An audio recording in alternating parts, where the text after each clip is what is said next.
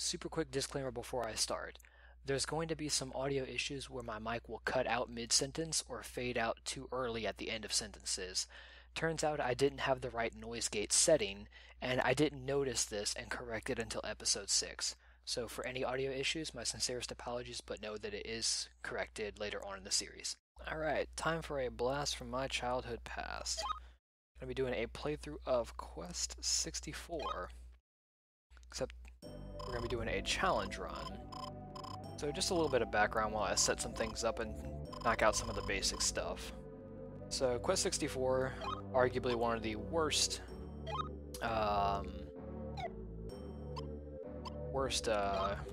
games on the Nintendo 64 console.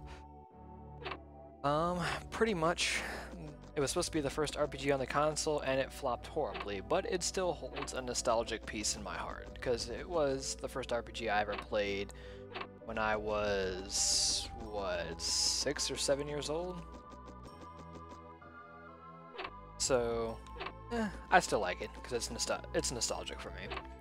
But, let me break down the challenge for this run. So if I stop momentarily, you'll see 4 elements show up in the lower left. Those 4 gems: fire, earth, water, and wind, respectively going from left to right. Typically whenever you play this game, you want to level your water spell so you can gain healing magic, and you also want to level your earth spell for the magic barrier defensive spell, which makes you literally invincible for 2 to 3 turns, and the highest damaging spell in the game, avalanche, which basically drops a crap ton of rocks on people's heads. And doing that basically makes the game a cakewalk.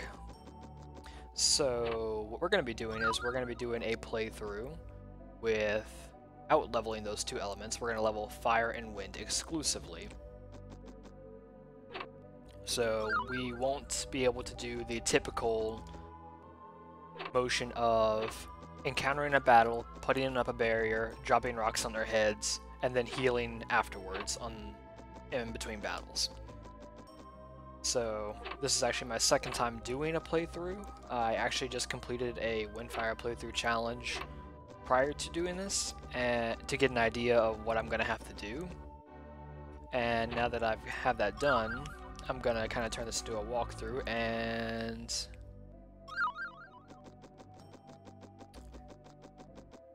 we'll see how well it goes. I kind of over-prepared for the end of the game, and kind of really screwed myself a lot early on because I was rationing out items like a madman, but now that I know exactly what I'm going to need, I should be able to do this walkthrough without too much of a problem.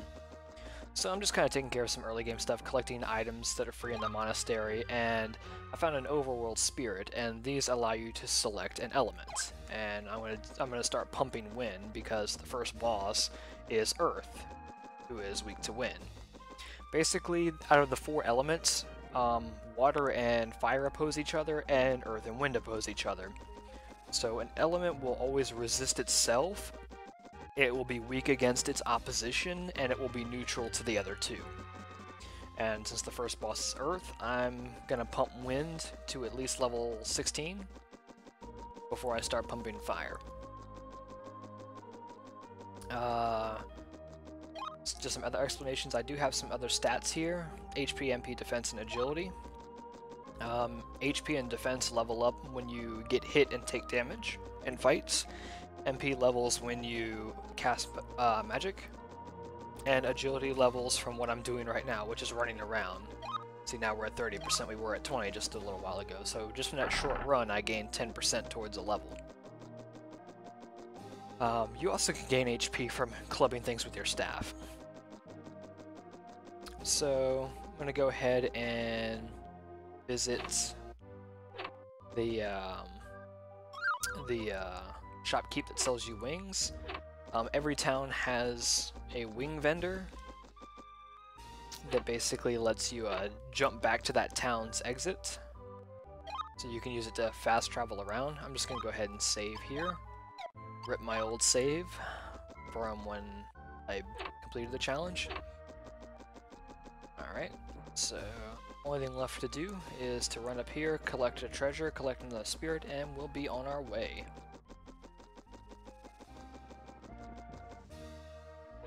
So this first episode is going to be mainly just very basic stuff, nothing really too over the top. We're just going to knock out these first few things in Melrode, and then which is the town that we're currently in, and then we're going to head to Dondoran and get situated in there, and that'll be where I cut this first episode. So, go ahead and grab the spirit right here. So we're going to keep pumping wind. And we're going to do a speedrun strat, and we're going to use the white wings to just jump back to the exit. Alright, and we are on our way. So part of this Windfire challenge is I am not allowed to cast any spells from the earth or water tree.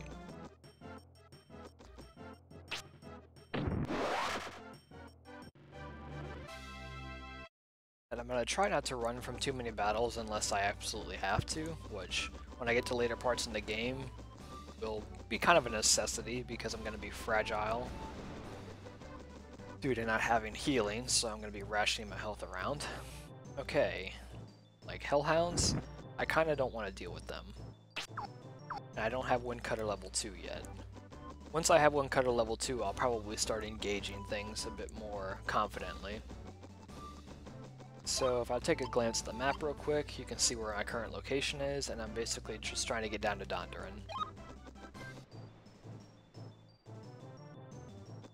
Now, this little, what would this be? It would be an octagon? Yeah, octagon. Is my field of movement. I can't go outside of it, and if I get outside this ring right here, I can escape the battle. Now, I don't feel like engaging him because he takes forever. So normally I would end my turn here, and my octagon would, on my next turn, spawn. It would center me in it, and I would be able to walk outside. But if I want to extend it, I can run towards the edge and then pass my turn to slide a little bit further. This lets me get just a little more distance, and then I can probably escape.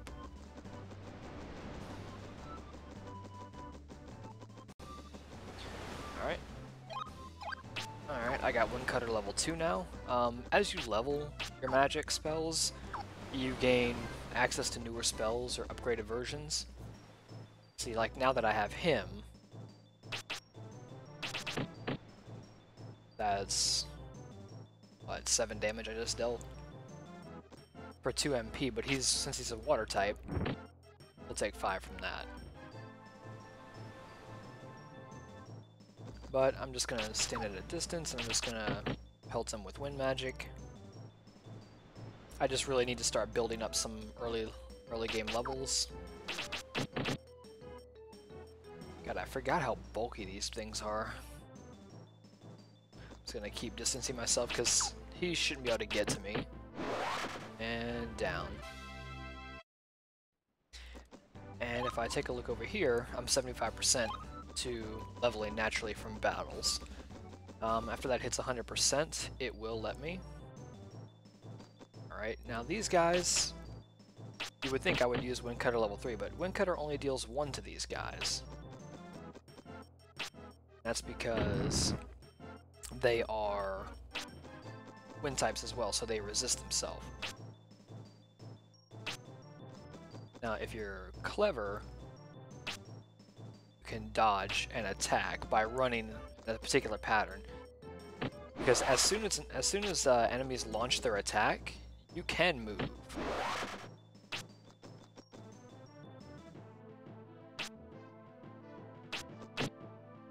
That's good. Let's see.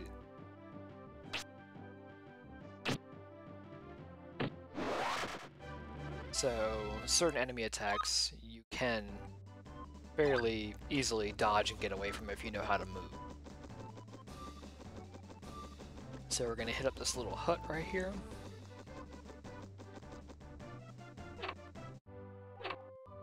Spirit inside. Continue pumping wind. Which she's just a dialogue text box, she doesn't give you anything.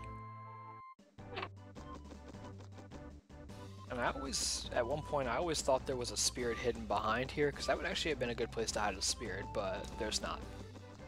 There's 98 spirits in total, and I will try to link them all in the description of the video.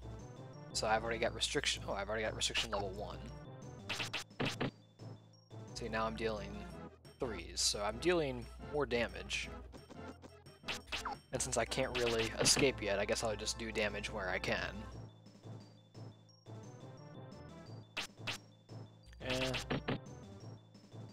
Yeah, one more should do. One more should get the kill.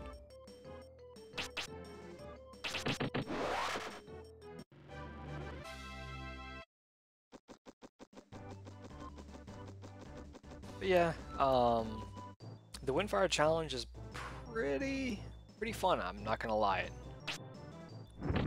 Just because it forces you to really kind of think about what you're gonna do against bosses, because leveling Earth and Water, it just makes the game so easy. Because you enter a fight, you throw up your magic barrier that makes you invincible, and then you just start dropping high damage rocks on people's heads. Oh. Okay, this fight I kind of want to run from. Don't really want to engage these guys. So I guess I'll throw... Kind of want to stay a distance from him. Okay, I guess... God, on my previous playthrough, I didn't engage any of them. I actually got lucky.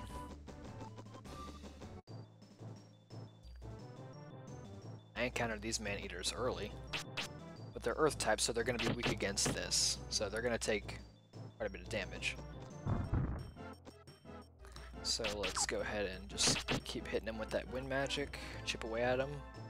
Unfortunately, well, they only have that one attack, which if you're up close, you can just kind of run under the rock that they throw at you, but I was too far away to avoid that one. This one I can just easily just... hitting enemies with your stick also returns 1 MP back to you, so I'm actually just going to keep doing that with this guy, since he can't hit me, and I'm trying to get some MP back.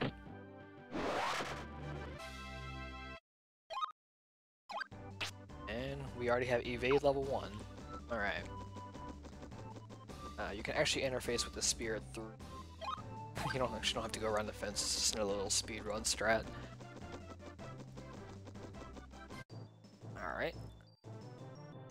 See, now I'm feeling a lot more confident in my ability to deal damage and take guys out.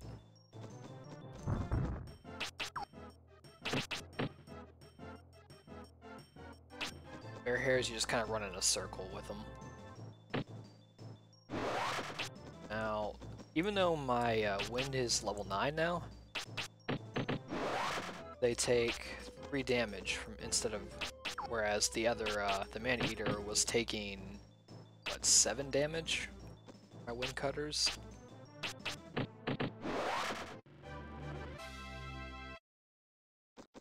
As you can also see, my max health has increased to 51. Okay, this guy shouldn't be that hard now that I'm getting more powerful. Oh yeah, it should only take... If none of them miss, he should die in only 2 to 3 wind cutters. Yeah, just 2.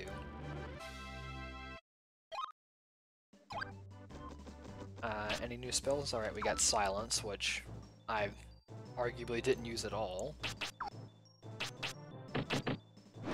Alright, you're dead. You're gonna hit me for nothing.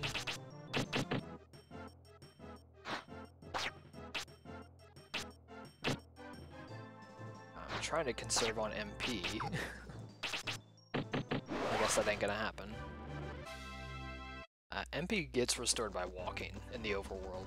In the field map, I should say. So, we've made it to Dondoran. Well, almost. Get my distance.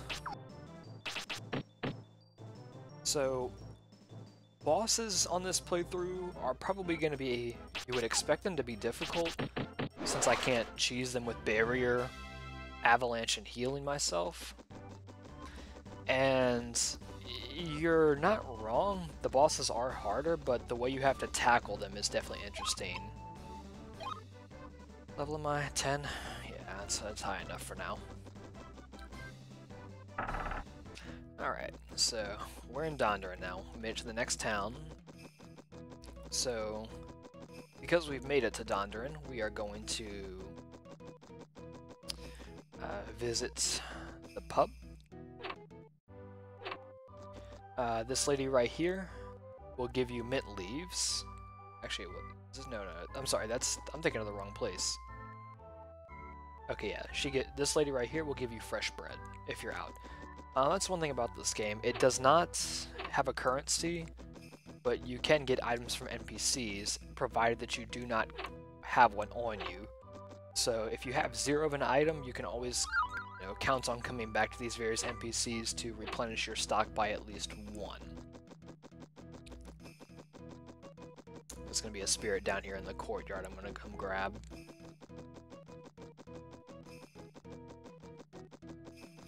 And got you. So yeah, for Solvarang, which is going to be the first boss that we're going to tackle in the next episode, we're going to need at least Windcutter level 3, and then after that we need Restriction, and then I'm going to start pumping out Vampire's Touch a bit.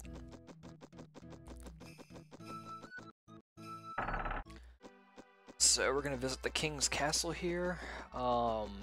There are some goodies in here that we're going to want to grab, just so we can get everything stocked up and done. And if we talk to the king, he'll just tell us of the Solvarang the Bandit and how he took the Earth Orb and he needs us to, go and get it. So we're gonna get some more fresh bread for healing. More fresh bread. Come on, Brian. Sometimes positioning in front of these chests can be a little tricky at times. Okay. I'm trying to remember where we need to go to get to, I think it's Leonard's room. We'll be going down there behind that cage in another episode. Okay, not there. I need to find a fancy door if I'm not mistaken. It should take me up on the 2nd floor. In which case there should be some more treasures. Right. Oh, not there. Not there.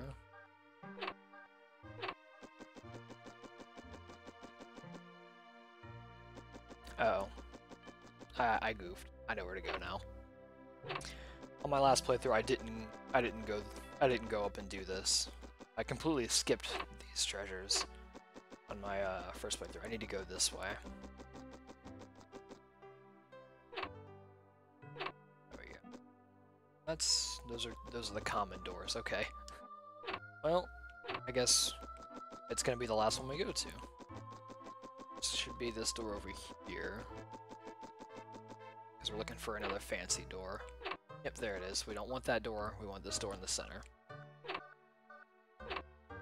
Alright. And we're just gonna steal all this girl's treasure. Dewdrop for MP restoration, which we really don't use too much. Alright, come on. Should be more dewdrops, and I think this is a fresh bread. Oh no, that's mint leaves. Okay. So, we're pretty much all stocked up. Got everything we need to do. The only thing left to do is to go rest at the inn here in Dondoran. Because if I do happen to die in the next area, I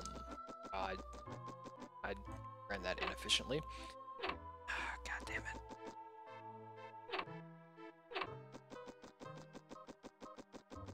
Getting lost in this castle. Alright, there we go. But if we do happen to die in the next area, it will warp us back to the last place we rested at. Which, yeah, we don't want to get sent back. Did I pick up gold wings? Yes, I did. Okay. And I want to have those gold wings on me to warp back here, because there's a few instances where I'm going to want to do that. Alright, so let me go ahead and visit here. I'm going to rest for the night. And that's it.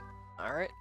So, I'll see you in the next episode where we tackle Connor Forest and start training up to knockout Silverang. Thanks for watching. See you in the next one.